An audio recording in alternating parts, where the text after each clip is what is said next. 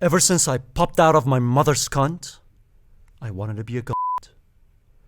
So sit tight while I gather my crew and make my case.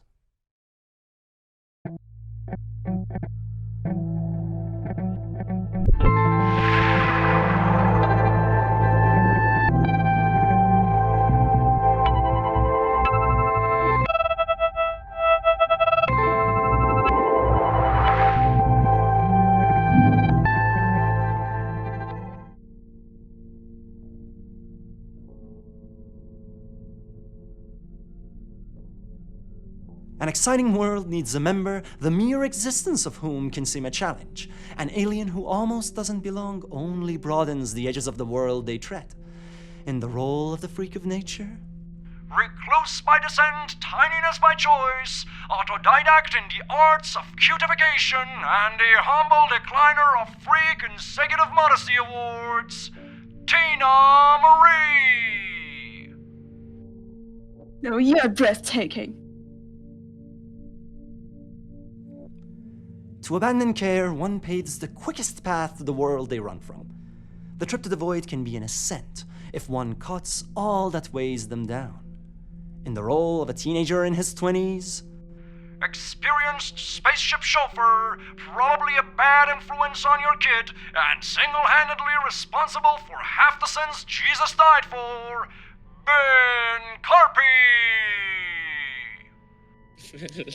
That was good. I like that. To deny the influences of a world, one unwittingly becomes a symbol of them. A world's oppression and its liberties lie in one's search to set themselves apart from it. In the role of the literary brat, the ambassador of kindness, the icon of patience and tolerance, the incarnation of acceptance, or probably D, none of the above, Covey! Thanks for having. the strongest link can loop through the entire chain, not burdened, yet still lonely. To lengthen a journey, one might need to dictate or abandon their goals. In the role of the best faker of sanity, warrior born but with a Canadian spirit, avid RPG astronaut, and one who probably holds more notes than the motherfucking GM screen, Kristen! Thank you. It's good to be here.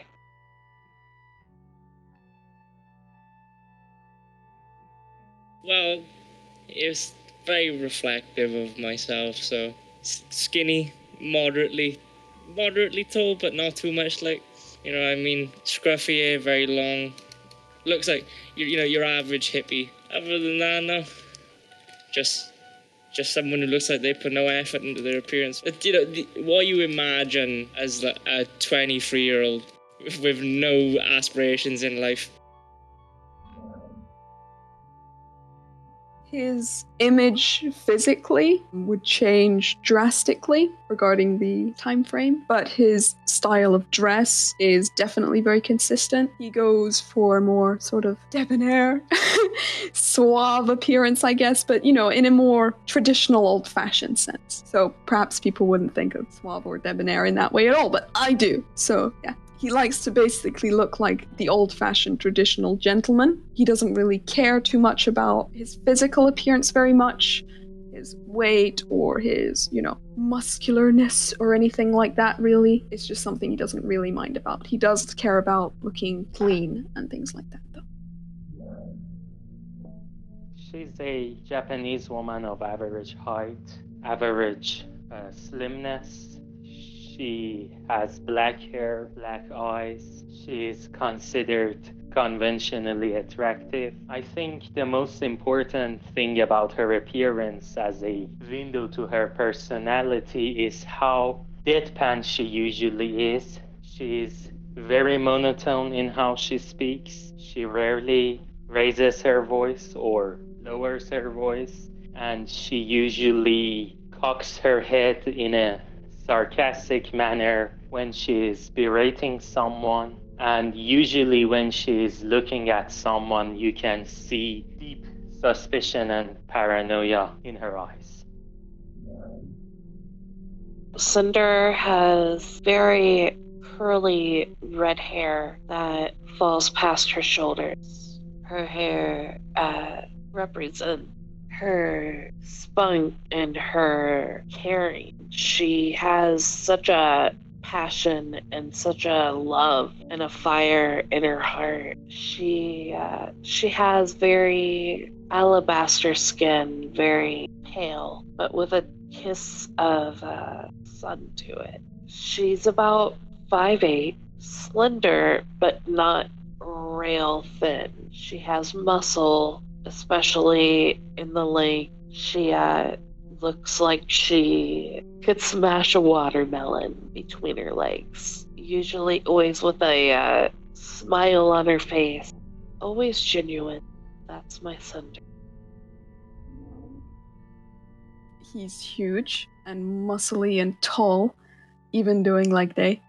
He's muscular and gigantic to the extent of mutant and being completely unnatural. Regarding clothes, he doesn't wear any. Or just like a little, Borat thong. And he doesn't like carrying things or hoarding anything. So it's sort of his thing just to be a minimalist. He is all he needs. Built into the character is Noel is a smoker. I think it ties in well with his addictions and, his very loose way of treating his body for, personal pleasures. Like the speed alone, I thought that would tie more in with him being a drug dealer and avoiding getting ganked. He would like to be faster and more agile and better at dodging than anyone else, but predominantly it's his other characteristics, which are his, unique identifier.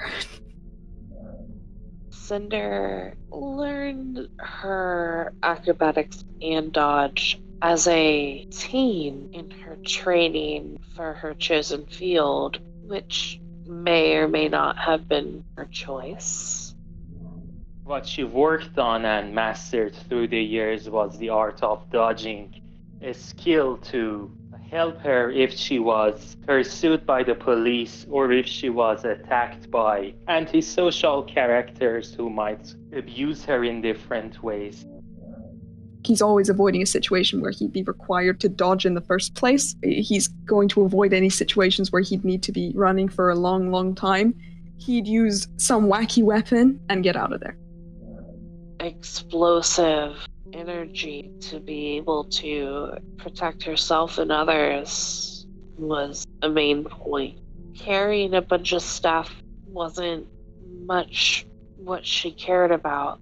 She had horses to help her carry things. He wants to be the strongest man in the world. I think he is. He sees carrying things almost as a burden and a weakness for him. He doesn't like having these kinds of disabilities which would stop him being able to just jump in and start fighting with a dinosaur. She killed her father because he raped her when she was a child. The Yakuza leader took pity on her, and instead of killing her, he exiled her to Poland, where she was trained to be an expert in getting rid of evidence on crime scenes, bodies, DNA. It was very clear for her that people who might try to harm her wouldn't be people that she could overpower. I think Artie's hair is stronger than Artifice as a whole. It's not his thing. It's unnecessary. When you're under the influence of many different things, you get quite the repressed appetite, and even when you're sober, you can still carry on that repressed appetite and just eat less in general. And that was mainly focused on Noel rather starving and getting high than eating, and so he's got a little bit of resistance to starving because he's looking for another hit instead. But obviously it ties in well with the small military background, having to eat, less than perfect delicacies. He's built to last. Survival of the fittest in the, bare essence of its meaning would apply very well to him. In the state of the world that it's in, there are many benefits to having lots of immunity. Not only because you can just resist shitty viruses and awful things happening to you, but you can use them as your own strength. For example, if she was clearing up a body of a politician and his bodyguard arrived unexpectedly, she wouldn't be able to defend herself against that bodyguard. So she just focused on hiding and getting away from them.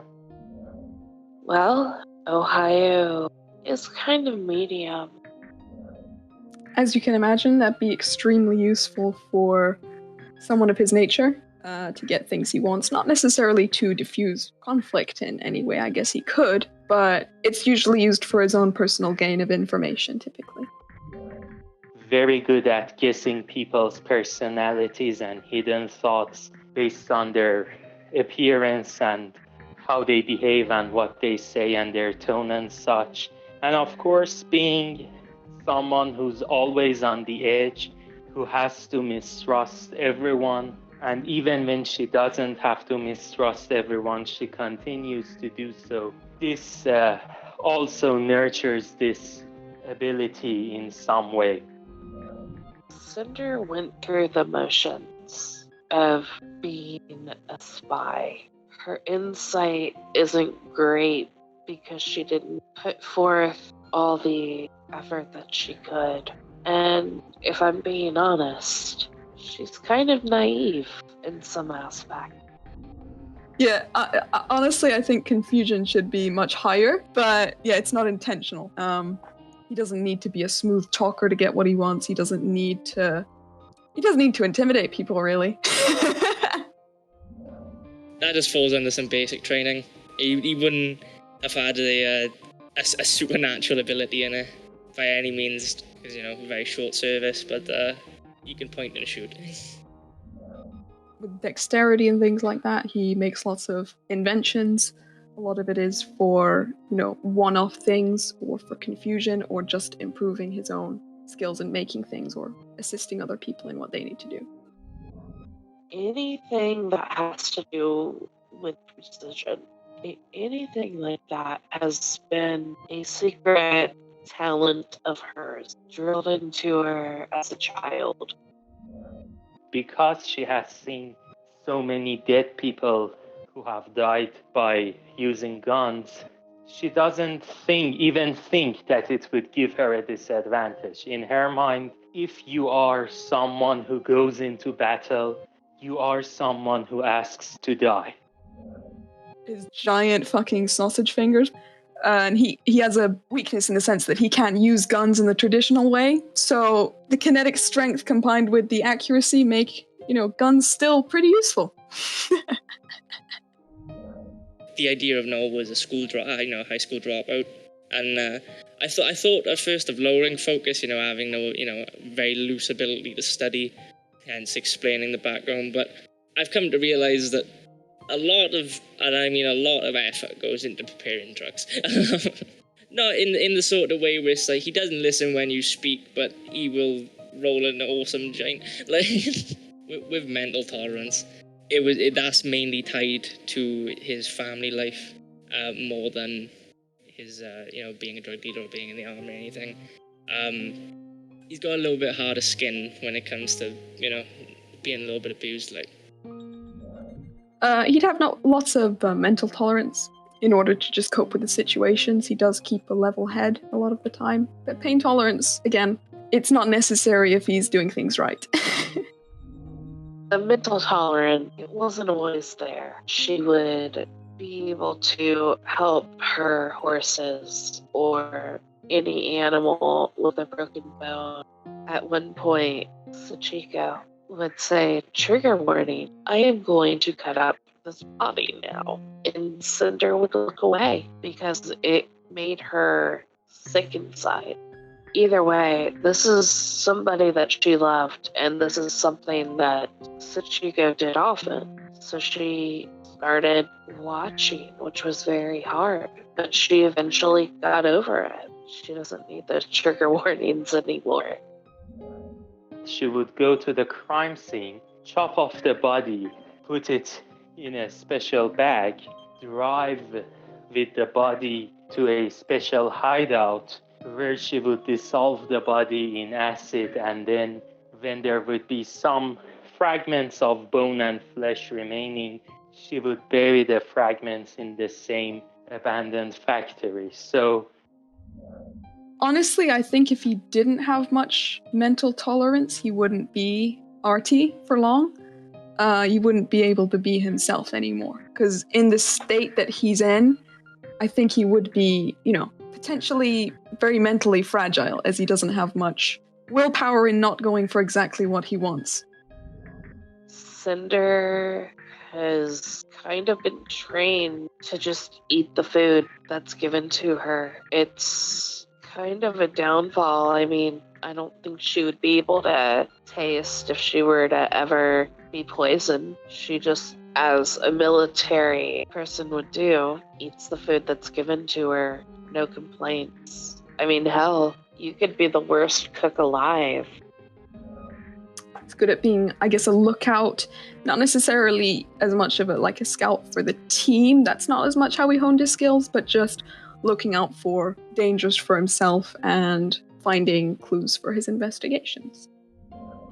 That was tied into smoking directly, because that does cause that was really tied into that, especially on the addiction part there, because your taste buds basically just go out of the window, and you smell like shit all the time because you just reek of nicotine, and you just get passively used to it, so you don't realize you smell like shit. Having slightly better eyesight than the vast majority of people, he's a little bit more useful when he's calling shots instead of making them. He doesn't need those. Basically, they would have just been fucked by how he treats himself. What she did for a living was blending in and getting the information she needed that way. She wasn't going into houses to steal or grabbing something out of somebody's pocket in a barn. She could sneak a little bit, but it's not her strong suit.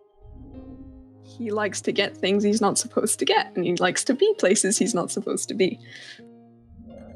if you want to have a high pickpocket, you would be someone who is interested in positions, and more than anything, she is looking for clues and answers to her burning questions. So what she wants to do is to avoid getting into direct fights with people who are much more powerful than her.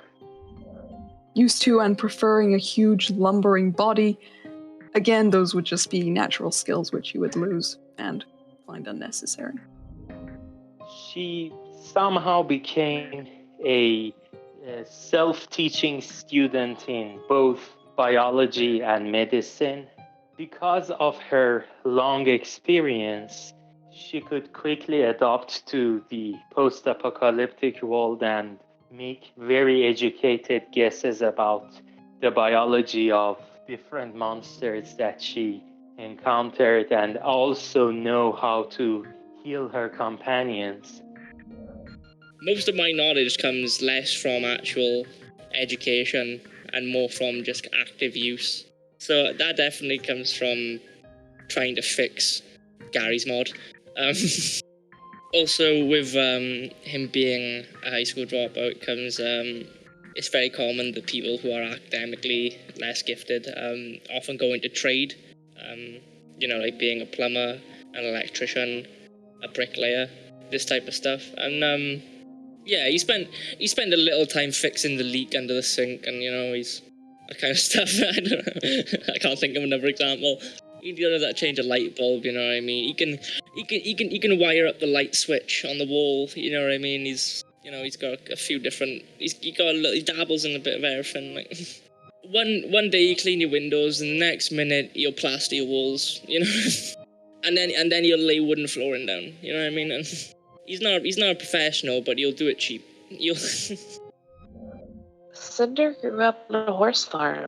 She was raised with animals. Some of her earliest memories are getting away from her mom and just going out and being with the horses. They accepted her as part of the herd. She understood animals. She understood their language. As she grew up, she realized her talent.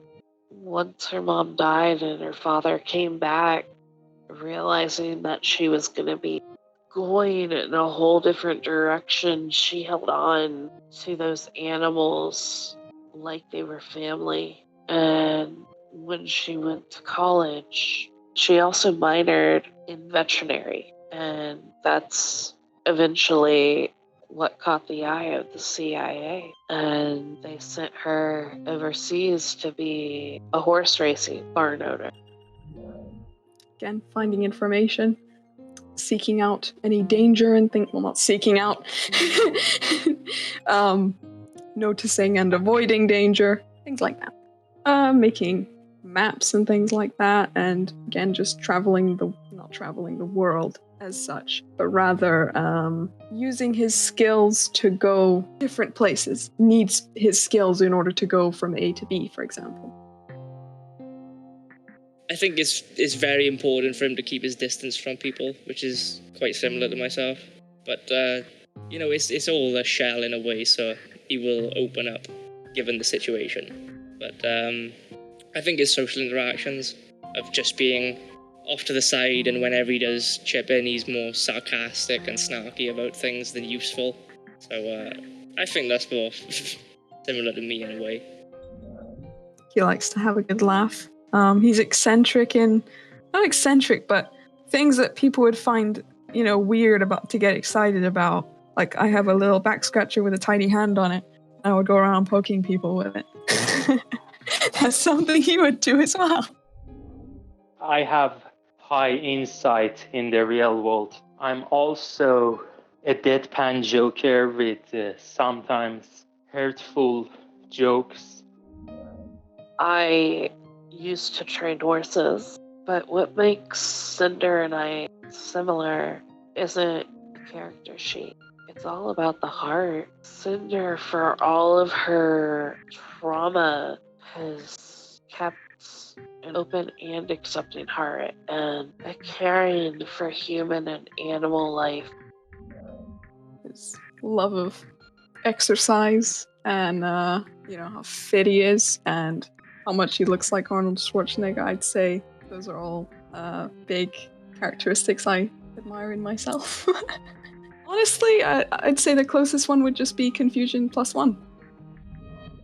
Well, he is useful in some situations. It is in a way an extension of myself, but it's also a harder, it's also a much more emphasized version, and just being elaborated on and made worse and worse with consistent drug use and becoming a crackhead, basically. Sachiko is basically a very dark character, and even if she does befriend people, they should have materialistic benefits for her, and I mean in helping her survive or helping her reach answers that she has. In the end, I think personally I'm a very chill person fundamentally, but Sachiko is the very opposite of chill. He's confident. I guess just like any sort of assertiveness he has or confidence, I guess it'd sort of be down that path. It's difficult because of just my own anxieties as a person to even, do it as a player. But I mean, it's all, not real. So, that makes it a bit easier. So I set it up by going to my Cinder playlist. Rise, a Katy Perry cover by Superfruit. Radioactive, a cover by Lindsay Sterling and Pentatonic. Hozier, Wasteland Baby. Old Town Road, and Pony Mashup by Pomplamoose. While I do this, I get my notebook, flip to whatever current page I'm on, I, while still listening to music, get my character sheet ready, grab whatever drinks I need. Presently, I listen to Jonathan Pye, and I just listen to his voice and accent and his delivery of things. Well, I've developed a technique. The fabled half joint. For this process, I acquire the stickiest of Evey. No, to get into the mindset and all is, besides being slightly intoxicated, it always helps because, you know, that's how Noel would play out throughout the campaign regularly anyway. But my mood outside of the game has a constant effect, obviously, as it does with everyone. Sometimes when I play Noel, I will, you know, if I'm feeling warmed up and sociable, then I will play him more loosely as a slightly more charismatic character, and I'll have more interactions and I'll attempt roleplay and stuff. And then there's other times when I'm not. I'm slightly annoyed about something when I'm coming on or something's on my mind, and so that's when Noel takes on the approach of being recluse and wanting to get things done on his own, even if he's not actually accomplishing anything. He just wants to be alone and have some isolation time to fucking fight, you know, probably do more weird drugs or suddenly spark inspiration of something that's been obvious this whole time. Listening to compilations of Arnold Schwarzenegger on YouTube and listening to his motivational speeches. Normally, what I listen to most commonly beforehand is from StarCraft 2, Thor, which is voiced by Arnold Schwarzenegger, but that in particular is like perfect. I'm a fiction writer. I just go into a writing mode and I imagine that I am Sachiko. I don't do voices when it comes to Sachiko. I speak in my normal voice. For me, it's like I'm basically narrating an audiobook when I'm playing as Sachiko, and this enables me to really tap into her. But this is not a generalized thing. I'm just saying what works for me, not for other people. I think we'd have fun conversations and just have fun with getting excited about certain things. I really like his inventing and stuff. And otherwise, he's an asshole when required, and he's more like a fun asshole. An asshole you can have fun with. You can play with that asshole. A clean asshole, yeah. Noel is very. It's hard to say that I wouldn't get along with Noel because he is very similar to myself in drastic ways. But I imagine it'd be a very simple interaction of, do you want to have a joint? Yeah. There's very little to Noel's personality outside of being a drug addict, which is similar to myself. Would I be friends with him? Yeah. Yeah, I think Noel's a pretty likable guy. He's not everyone's best friend, but, you know, he's got moments where he seems like a real person. She might hate me more than I hate her, because one thing that Sachiko really hates is the concept of justice. She would find me weak, but I would find her cool. So I think I would love to befriend her. I don't know if she would reciprocate the feeling. Yes, I would definitely say that. Very, very nice person, especially at heart. He always has lots of, he does have good beliefs and standards, but they're just very skewed by his mindset. He doesn't understand lots of things because he doesn't really need to. Technically, he could be guided in good directions. He's technically very simple in lots of those ways and easy to manipulate, especially. But I'd say he's been fairly lucky, at least with the other players, that he's not been manipulated in different ways. To his benefit and also his disadvantage. Cinder and I would be friends. I have a love of people, and so does Cinder. I could see us being very good friends.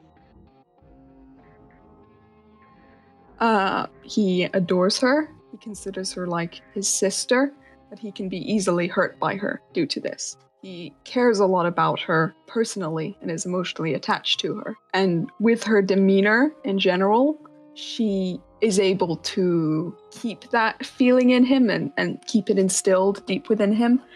But definitely she can be careless in things that she does, and careless with routes that she takes especially. But overall, she's good at controlling him, especially against other people. Stopping him doing things. And for the future, it depends, obviously, as any would, it depends heavily on her character development. But at a base level, with who Cinder is, it honestly depends if she can help Artie through difficult times of stress for him to actually continue to be himself. Give him a concept of humanity and actually be very honest about how she feels and the world around her. Otherwise, he could end up hurting her and, other people in the group. Sachiko has a very complicated relationship with Cinder. She admires Cinder because Cinder is a strong woman. She is the closest she can be to Cinder, but at the same time, she is very annoyed and frustrated with Cinder's constant need to be friendly with other people, to build inroads with them. She thinks Cinder is naive and she is going to get herself killed. Also, she feels like she is using Cinder, and even though using people is what she is used to, she feels guilty about Cinder in particular because she feels Cinder is one of those rare people who deserve better. Definitely one of the more intimidating characters for Noel. With the idea of Cinder being very mother-like and Noel's loosely elaborated bad past will definitely make me a bit more reproachful when interacting with her. But I think that interactions with Cinder will be very good. I feel like she will definitely bring Noel out of his shell more.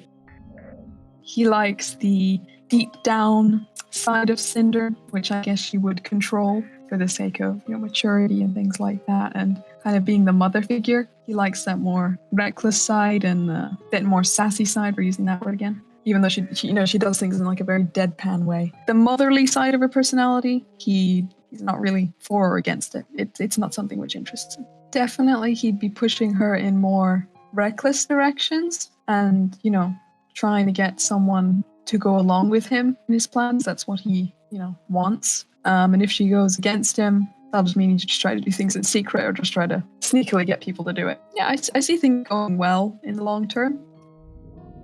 Noel is Noel. You can see he has trauma in his life, and he's using drugs to get a better high, a more escape. But he cares too. He cares for the group and wants to help, just on his terms. He's a sassy one too. It's hilarious.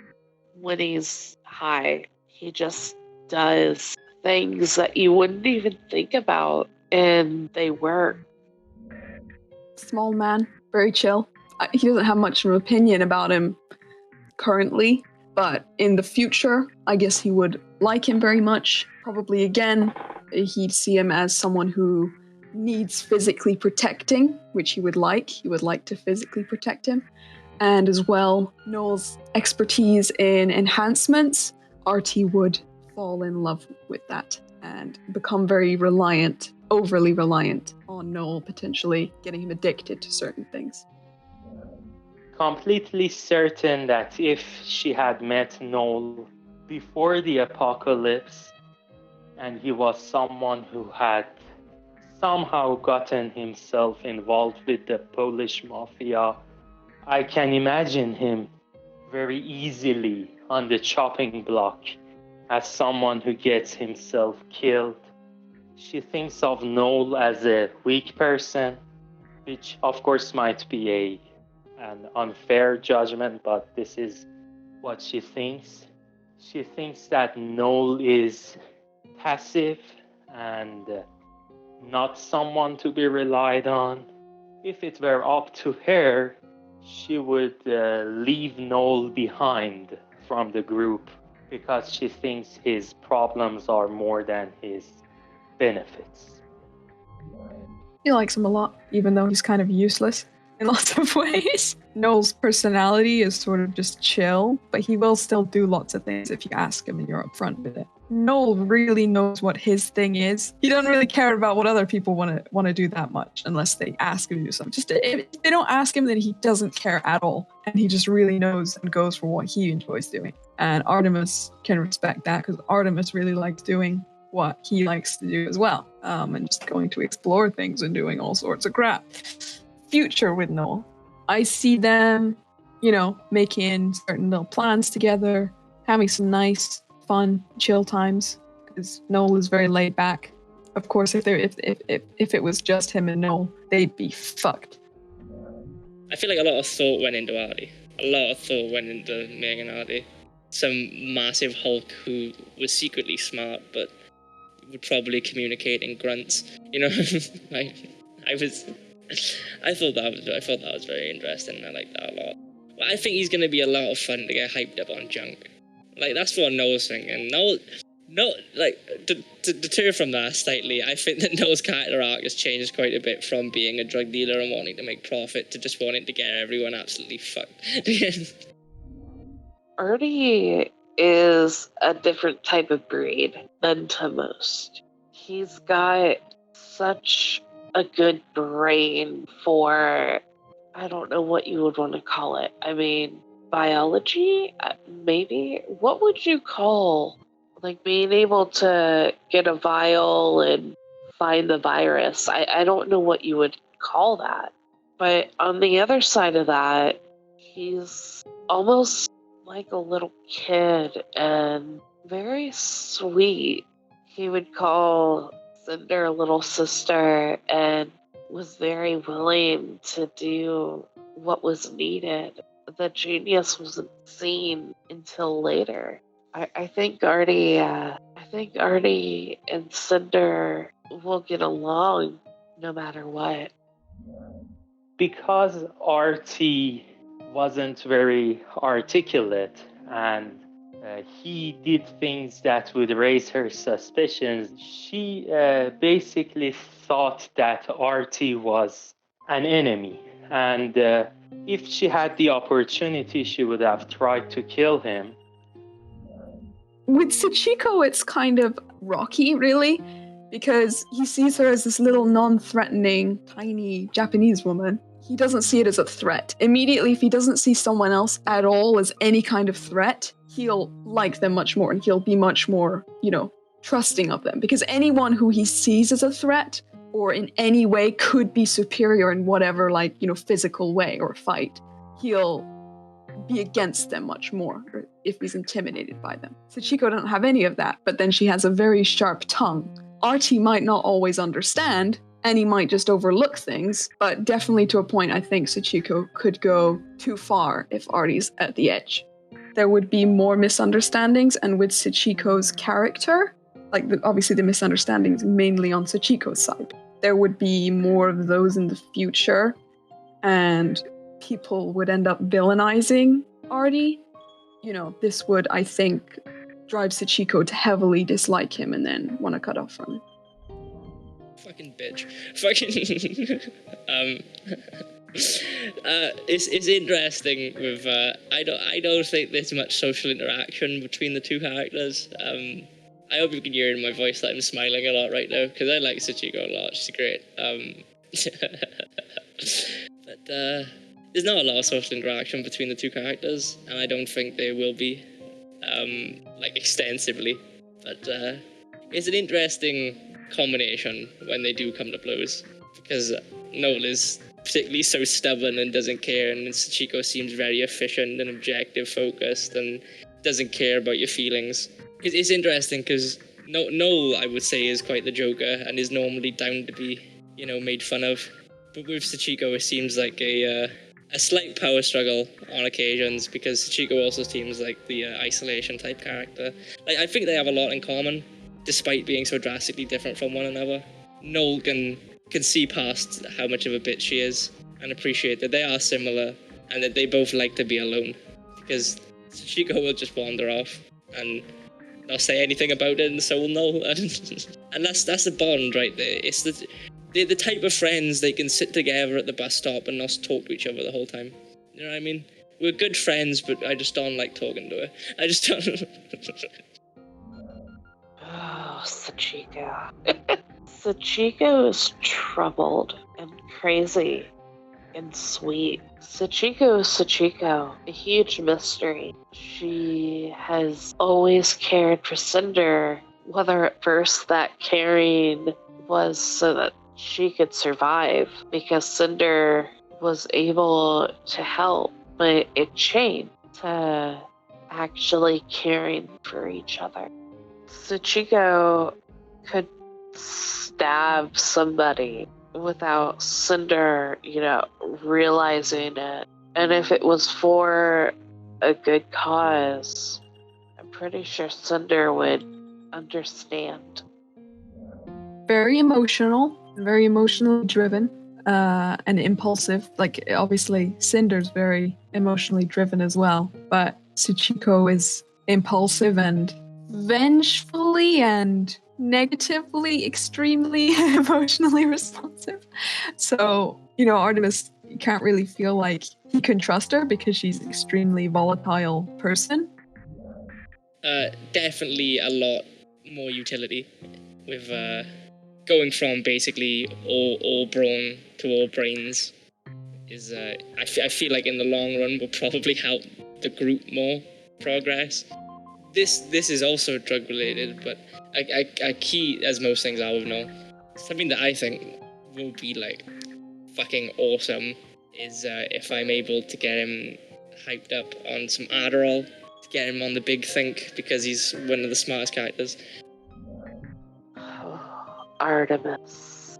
Cinder wants to save Artemis at all costs. Artemis is smart and witty and a jackass, but in a good way. We'll look to Cinder for any physical thing that needs to happen. Artemis' strong point is in other areas, and Cinder understands that. I think that Artemis has his own demons, but he's willing to work for the group, and honestly, that's all Cinder needs.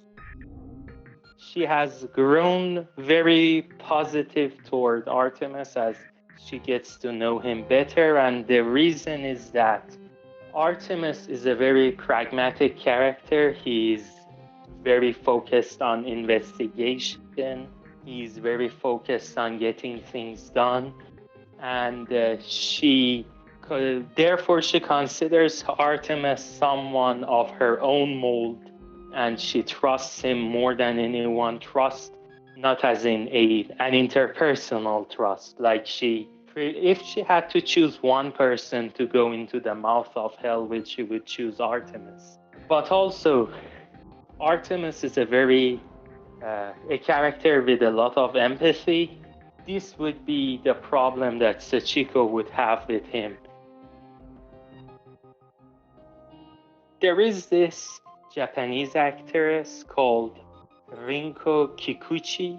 The reason that I choose her for Sachiko is her performance in Norwegian Wood, which was based on one of my favorite authors' novels. Ooh, that's so hard. Ooh, that's okay, this is another drug related episode, so that coming. Have you ever seen Pineapple Express? It's a movie starring Seth Rogen and James Franco, and about smoking weed anyway. And You should definitely look this up right now. Is look up Pineapple Express, James Franco, and he's got long hair. He's a hippie. He's fucking. His house is filthy. It's Noel. Like, if you look it up, you'll see like it's James Franco in Pineapple Express is Noel. Like. I mean, Arnold Schwarzenegger.